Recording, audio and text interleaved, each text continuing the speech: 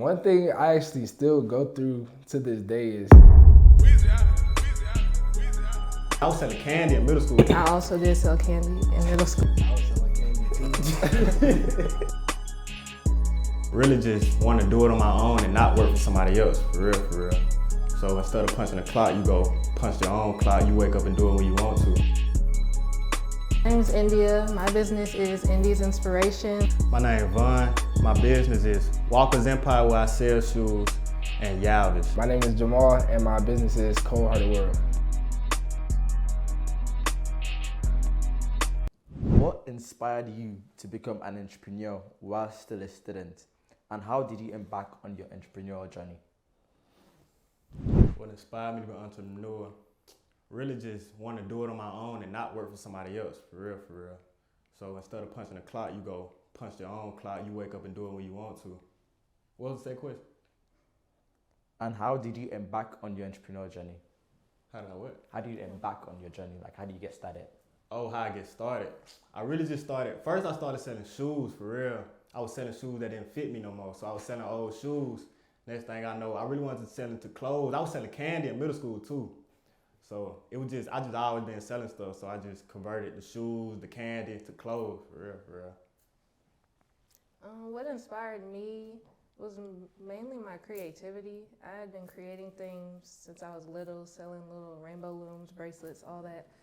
So I just always had a knack for making my own stuff and selling it. I also did sell candy in middle school too.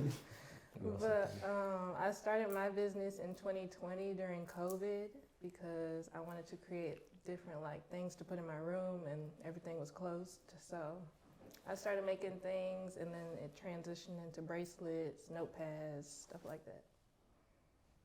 That's actually crazy to start because I was selling candy too.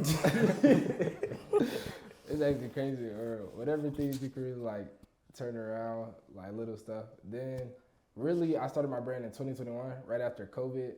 I tried freshman year, but it was limited to sports. But it was really because I was always looking for clothes and it would be really expensive where I didn't have that job yet or I couldn't find anything. So I was thinking if I make my own piece, I can make what I like. So that was that. Then how I really got started was with the logo. 2021, started small with 30 shirts.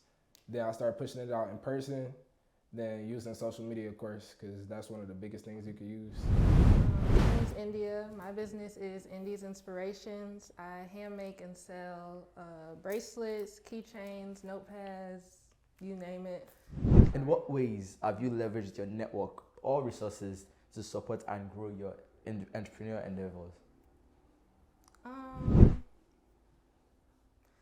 think I've used my network basically on this campus. I think I started it back home and then coming here, I just used a lot of the HBCU networks to grow my business, tagging different HBCU posts and buzz and all that, and then also using different avenues like different organizations here on campus to really spread the word for my business, along with some of my friends reposting and doing stuff like that. So social media was a big one. Can you share a specific challenge you faced in balancing academics and your entrepreneurial pursuit, and how did you overcome it?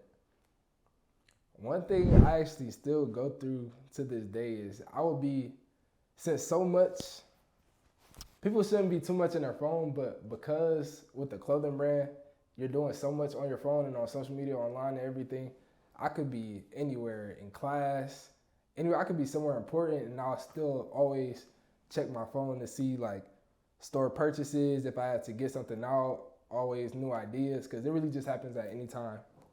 So that's really a challenge.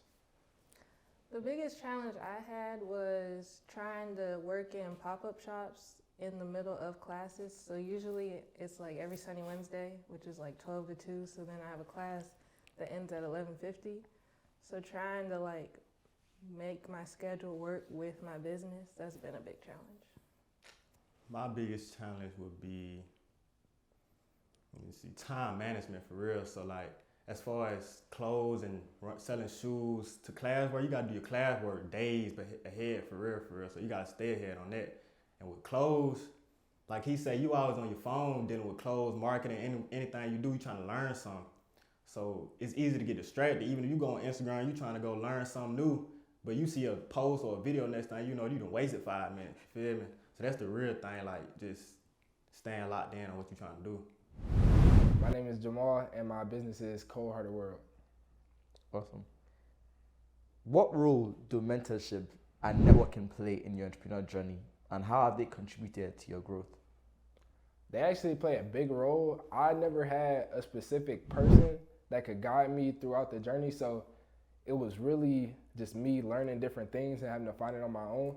But for people under me or people who always have a lot of questions, I never have a problem with telling them what they need to do, because it's a big process that you can skip with startup prices and a lot of mistakes that you don't have to go through if you have that person. Can you share a failure or setback you have experienced as a student entrepreneur and the valuable lessons learned from it? Man, one fail, you fail every day. You just mistake after mistake. I say just, no matter what mistake you do, no matter what mistake you make, just keep going and try again. Like, it ain't the end of the world. You gotta just keep going. One mistake I say is, I don't know. I can't even put one finger on one mistake. I don't know. I had to come back to me for that one. I think oftentimes with entrepreneurship is finding your target market. So I think a lot of times I'll just create products. I think it's cute, but not everybody else does. So I think that's a failure, just knowing what your audience wants and what they like, and then taking that and reciprocating it with new products.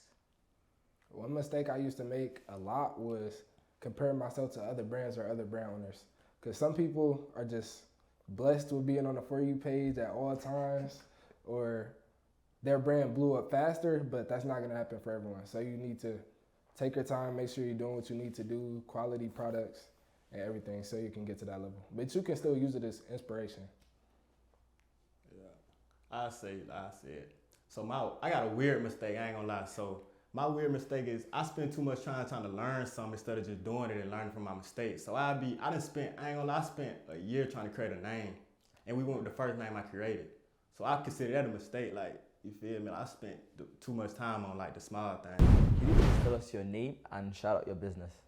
My name is Vaughn. My business is Walker's Empire, where I sell shoes, and Yalvish. You can see it on the shirt. Yes, sir. All right. What would be your biggest advice you would give to a wannabe student entrepreneur? My biggest advice is find a mentor, because I don't have a mentor. If you find a mentor, you'll skip like many steps. Like you will be ahead of the game. 2, learn networking, like email marketing, SMS marketing, social media, content creation. That's the main thing.